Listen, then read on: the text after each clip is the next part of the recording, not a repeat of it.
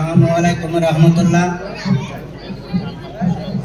আজকের এই 11 নম্বর ওয়ার্ডের সাংগঠনিক সভা উপলক্ষে আপনাদের মধ্যে আমরা এসেছি। আমাদের মধ্যে বিশেষ অতিথি আছে আমাদের শ্রদ্ধেয় বড় ভাই কাজী কামাল আহমেদ।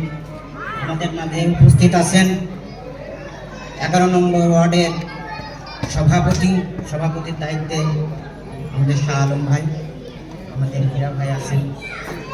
আমাদের মাঝে উপস্থিত আছেন জনাব গাজী রফিকুল ইসলাম, মিরপুর থানা শ্রমিক দলের সম্মানিত ভাই। আমাদের মাঝে উপস্থিত আছেন জনাব খোরশেদ আলম, মিরপুর থানা শ্রমিক দলের সম্মানিত সদস্য সচিব। সম্মানিত 11 নম্বর। আসসালামু আলাইকুম।